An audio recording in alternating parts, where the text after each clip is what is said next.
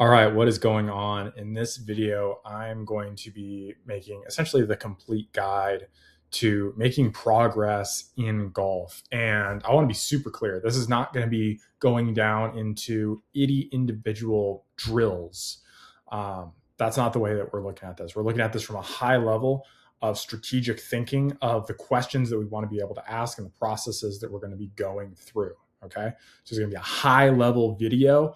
And so if you're looking for like individual, like little tips and stuff like that, first of all, it's not going to be in this video. And second of all, you're probably not going to make any progress doing stuff like that. Or if you are, you're probably not scoring at a very high level, in which case you're going to need to think at a higher level, right? If you're shooting 100, if your child's shooting 100, yeah, they can just brute force this.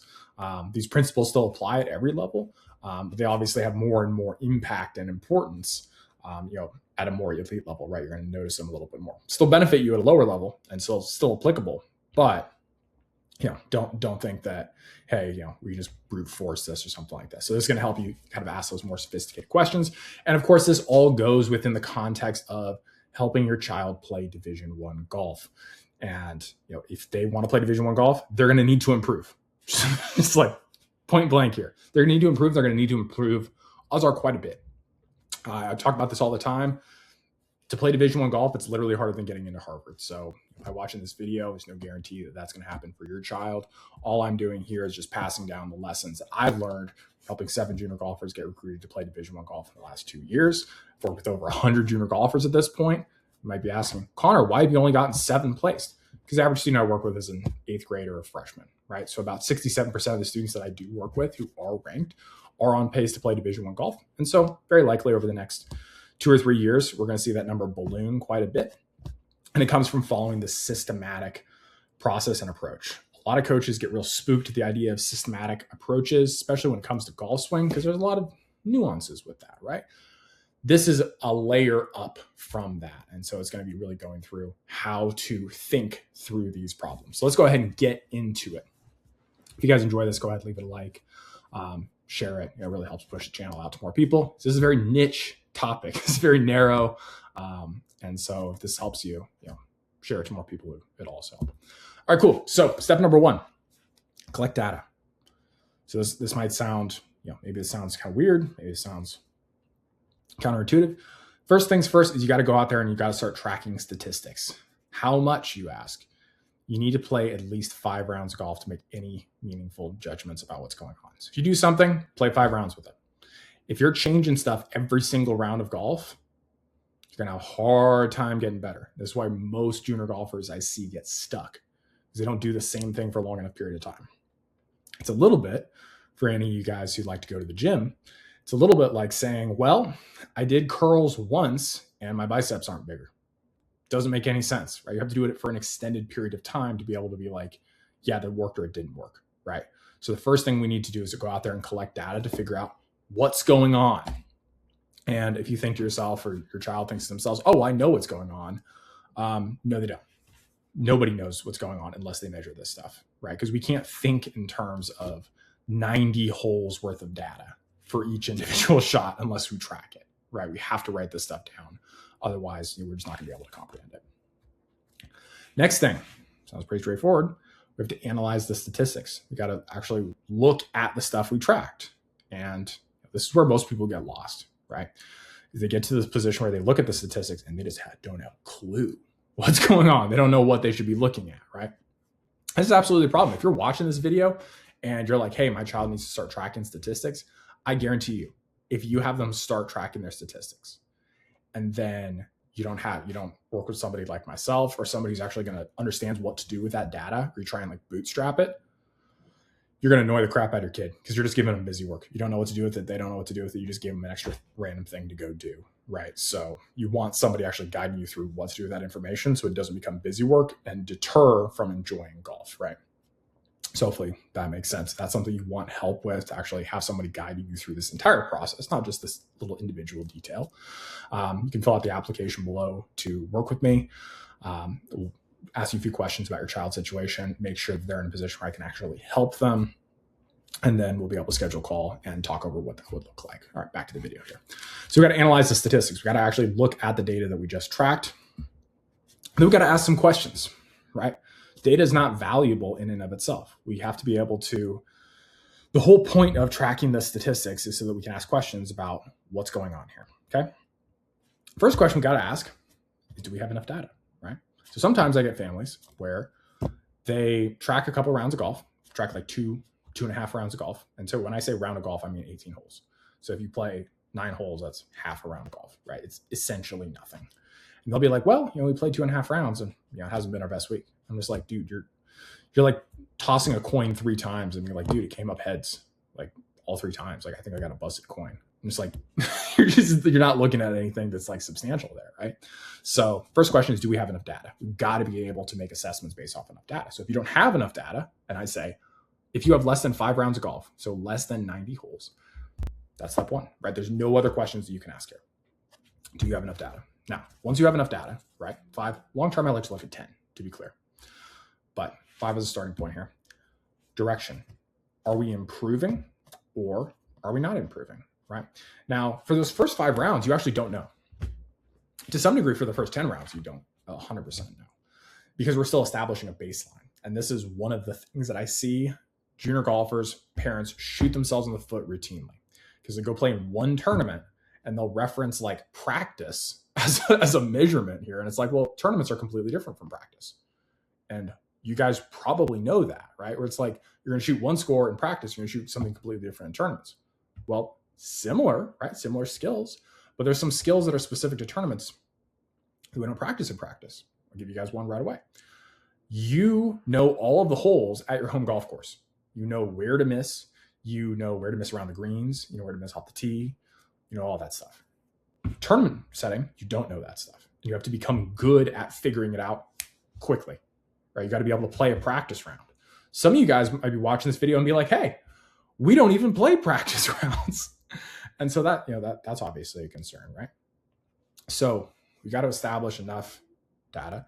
But once we have that 5 rounds, we can look at 5 rounds over 5 rounds, right? We can say 5 rounds, last 5 rounds versus last 10 rounds, is it better or worse, right? Directionally, are we getting better, right? And so this isn't just score. These are these sub-statistics as well, which I've talked about in other videos that we want to see, are those trending. An example of that would be greens and regulation. Why? Greens and regulation is highly correlative with what you're going to shoot. And so for all those people who are like strokes gained nuts, be like, Connor, you don't understand strokes gained. Yes, I understand strokes gained. But here's the thing. I don't care what your understanding of strokes gained is. If you're hitting 50% of your greens, good luck shooting in the 60s on a routine basis. It's not going to happen, right? Conversely, if you just make it your goal to be like, I'm going to hit 80% of my greens, which, to be clear, not very reasonable. I like to shoot for 70%. If you hit 80% of your greens, you're going to have a hard time shooting in like the 80s, right? So you're going to shoot in the 60s routinely. When I look at junior golfers where they get it into the 80-ish%, high 70s, they shoot in the 60s like all the time. Now, is that normal, right? Is that something that's going to stay for an ongoing basis? Unlikely, right? It's above kind of our reasonable threshold, right? And so we have to kind of keep that in consideration here. But long story short, we want to see it like directionally, right? If you say, hey, I'm going to go work on this stuff in my golf swing, is it actually improving, right? You can say, oh, well, it looks better on camera. Be like, okay, cool. Is it performing better on the golf course, right? And if you're saying, no, well, the bet is in long term, it's going to be better. It's like, okay, cool. Over what time period? What time period are you evaluating that over, right? And how has the data already told you that that's the thing, the particular risk that you need to take, right? Have you identified that every other part of your game is completely like maxed out? Like you don't 3-putt, you don't hit balls out of bounds, stuff like that. You got to change your golf swing though, right? Because if you're shooting 90 and you determine, hey, off the tee, I've just got this crazy high penalty rate, you got to probably, fix some stuff, right? And there's some other stuff we're going to talk about here in a second that's going to help out with that we should do first before changing the golf swing. But in that case, you can say, hey, well, I already hit 1 million balls out of bounds. If I change my golf swing, hopefully in the short term, I'm going to hit fewer balls out of bounds, right? That's pretty reasonable, right? It's already so high, it's hard to do a whole lot worse. Then it makes sense to go ahead and make those changes, right? But if it's not a problem, got to make sure we're not fixing stuff. So directionally, are we moving in the right direction? Are we improving? Magnitude's the next question. Magnitude, for any of you guys who don't know, just a fancy way of saying, are you improving? How much, right? So you could be improving directionally, but you're only improving by like 0.1 shots per month or something like that, right?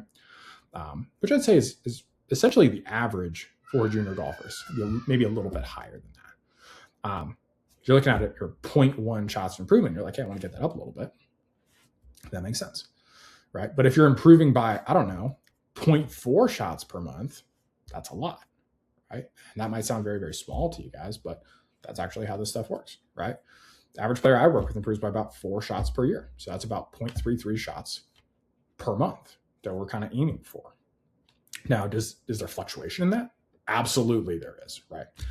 Absolutely there's fluctuation. But that's kind of a good benchmark here of kind of monthly improvement. That ends up being something as simple as a 1% or 1.5% improvement in something like 3-putt rate. And so if you're able to line those up month over month over month, you make a lot of progress. Right? So we got to evaluate magnitude, right? Now, first thing here, if it's improving by more than kind of what I just gave you, like that 0.33 shots per month, I wouldn't touch it. I wouldn't change anything. I'd let it ride. Keep doing the same thing. Because there's a bunch of intangibles here as well that over time improve, right? We get more ownership over our game. We get more comfort in our game. We don't always need to be fiddling around with different stuff. Sometimes it's just like, hey, hitting the ball better and better and better. Nothing to change. Just leave it alone. And I think that's where most people actually shoot themselves in the foot. And it's like, I got to go see my coach every single week. It's like, why? Because that's what you think that you're supposed to do. And it's just like, okay, but if you don't have a good reason why, it's just like, you're just doing it to do it. Are you doing it because someone sold you that was a good idea? I'm trying to sell you the opposite here. Not anything against swing coaches, but that's just, there's a reality here. It's just like you're getting swing coaches every single week is changing something in your swing. We're doing a tune-up. What are we doing? Like if it's not moving the needle in a meaningful way, or if we haven't tested for it, maybe that's something we should think of, especially if we've been stuck in the same spot for a long time. So let's just say that we've determined that something needs to improve, right? We've determined, hey, we got a problem. This is stalled out. It's not improving. It's getting worse. What are our options? We have 4. First one, strategy. That's, I'd say, among the easiest, right? Strategically, what are we trying to do? Because if we're trying to do something that's not possible, then fixing that is going to have cascading effects through everything else, right? Because if we have bad strategy, if we have bad expectations about what the thing is that we're trying to do, then that will compound into our mindset, right? We will think that we should be able to accomplish something that is impossible. And every time we don't accomplish that, it'll piss us off and then we'll just spiral. Now, it also compounds into practice. Because if you expect yourself to be able to do something that is impossible, then you'll piss yourself off in practice because you might be able to do it in practice, but you get under the gun, you can't do it, right? And so you think it's practice or some other problem, right? So practice compounds. Mechanics. I can't hit it as good as I want to, which might be beyond what's possible. Therefore, I have to fix my golf swing. And so we go down a rabbit hole that doesn't move us anywhere and we just burn ourselves out. So strategy is essential. When I'm working with any family, this is the first thing that I want them to really dig into. Because if we get this right, everything else flows out of that. Everything else is smooth sailing. Not 100% smooth sailing, but you know what I mean? Like that sets the foundation going forward. If we get this wrong, everything else gets screwed up. We don't know the right questions to ask. And that's just enough said there. Mindset. That's the next piece. What is our process for consistently executing on this? So I see people get mindset screwed up. They think of mindset as like breathing techniques or things like that, which is just already dead on arrival if you don't have the strategy. Let's just say you do have the strategy. How sold are you on the strategy? Right? Like how are you actually trying to execute on that particular strategy every single time? Because if you have some vague idea of strategy, but you're not actually committed to it, you're going to struggle, right? Mindset to me is really your ability to consistently perform at your average, within a reasonable amount of times, right? So any of you guys watching this video understand numbers, right? You're going to understand a standard deviation curve or a standard distribution, right? So we're always going to have our average, and then we're going to have variance around our average, right? So 70% of our scores are going to fall in particular threshold, and then another 14% of our scores on either side are going to fall in with that double that threshold, and then triple that threshold, another 2.5% of our scores are going to fall into those thresholds, right? So whatever your average is, if you know that, you can also calculate the variance, provided you have enough rounds of golf that you can actually look at. And you can say, well, this is the variance here. And if I just continued to play enough times, I would shoot scores at these rates in these ranges, right? For those of you who are not big math people, this might be a little bit difficult, but that's what this is. We got to do math, like, is what it is. Or you guys are uncomfortable with that, it's difficult for you, then that's where you fill out an application and talk to me, and we do this in more detail. So mindset's huge, right? We want to be able to consistently perform at our level. Again, we don't have strategy to understand what our level even is or what we should be able to do. That's going to be a problem. So next one, we have practice. What are we doing to develop the skills, right? So strategy and mindset really fit into the what. What are we trying to do? Practice, the other one that we're going to get into, mechanics, are how do we do it better? That's really what we're trying to do here. And so for practice, what are we doing that directly improves our ability to execute on whatever these skills are? That's really what we want to be asking. So if your child's just out there beating balls on the driving range, ask yourself, if they're rewarding themselves, think about this, for every time they hit one perfect, how often does that happen on the golf course?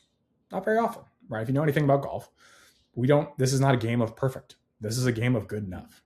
And so if they're going out there rewarding themselves mentally, thinking that they need to be driving range player, then they're going to struggle on the golf course. And you might see that, right? You might see that where they're just like, hey, they're amazing on the driving range, but they really struggle on the golf course, especially after they hit a bad shot and they just spiral.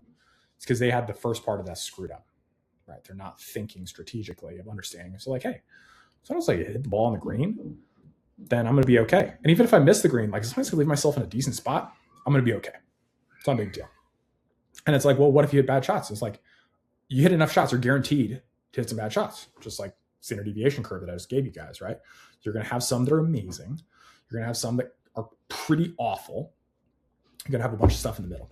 So if you expect yourself to operate at your highest level all the time, you're going to shoot yourself in the foot, because that's just not, expecting that is not going to be helpful, right? We want to expect reality to happen, which is we're going to do about an average percentage of the time. Occasionally we're going to get lucky and do something amazing. Then we're not going to be able to duplicate that consistently because it's at the upper end of our pattern here. On the flip side, we could do something terrible, and odds are we're probably not going to do it again because it's just so improbable that it happens.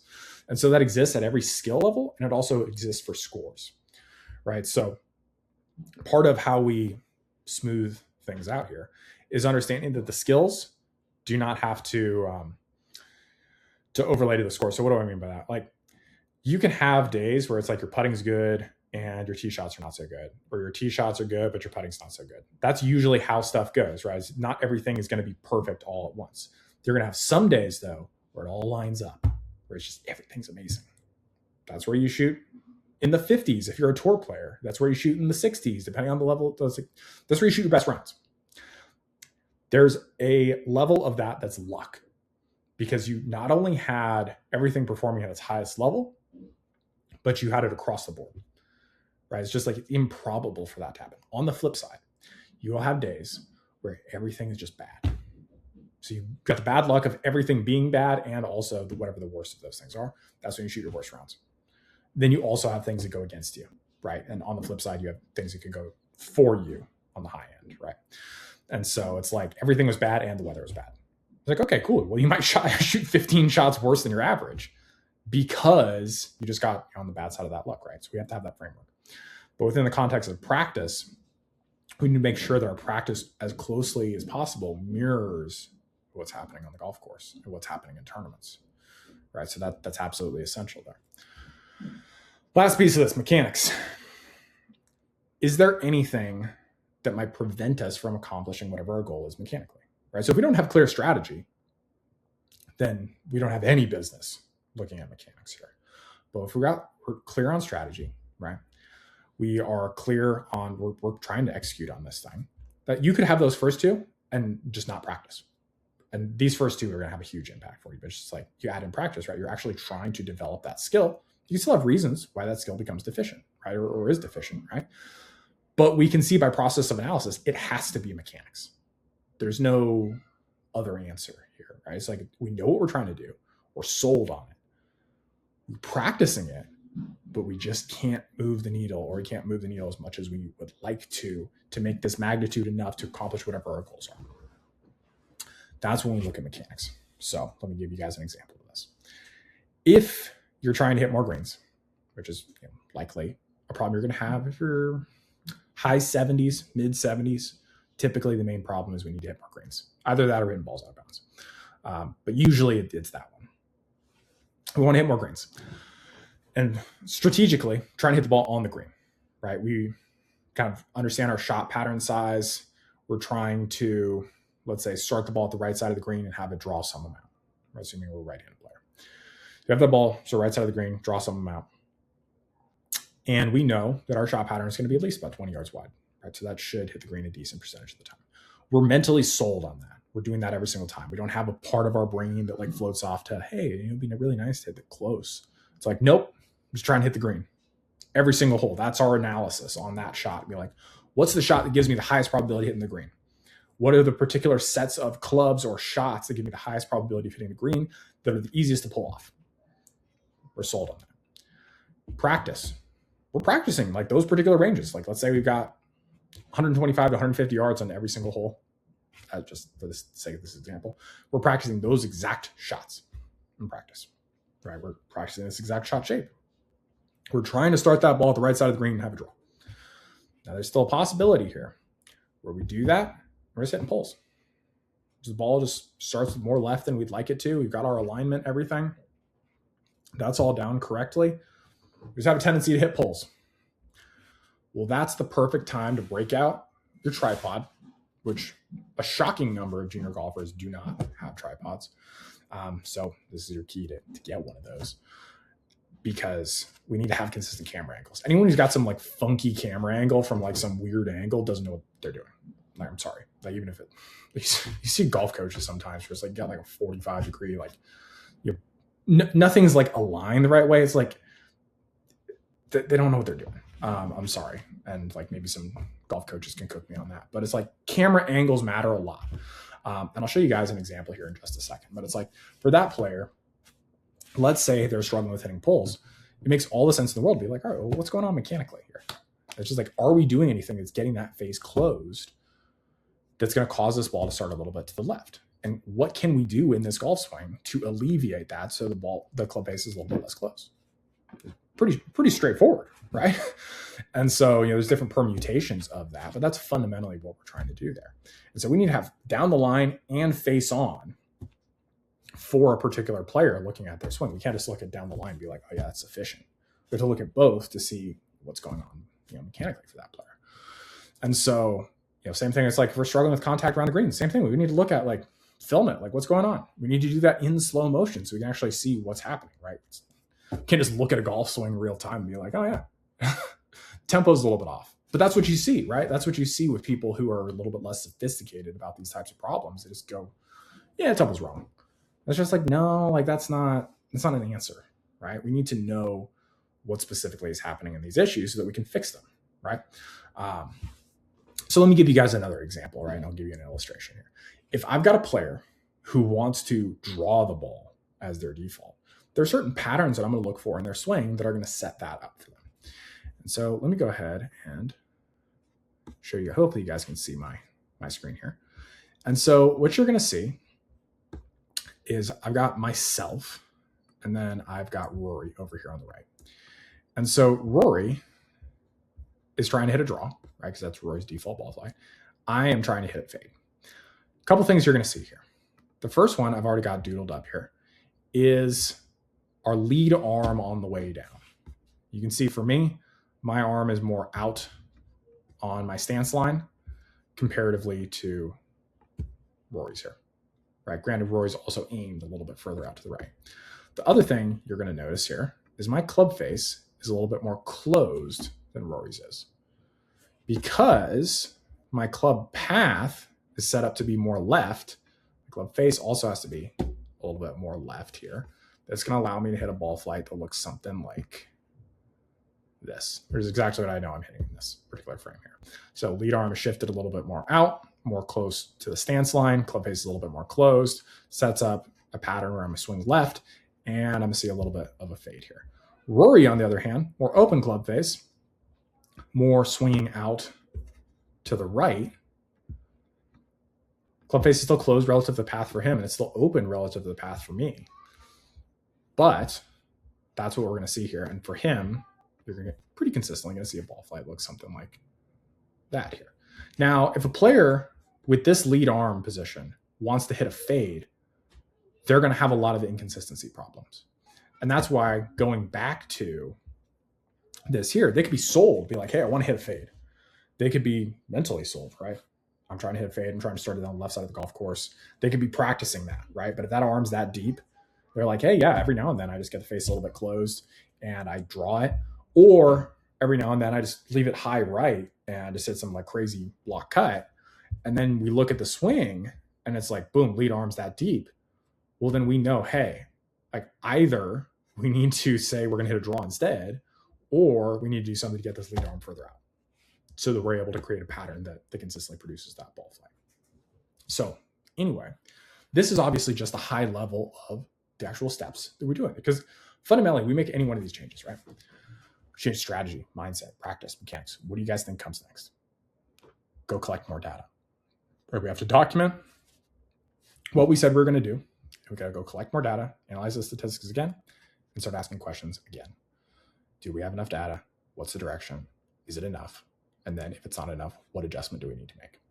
And for me, this is why I'm able to get the results that I'm able to get with my students. It's not because I'm, super smart. It's not because I've got some crazy, background or whatever.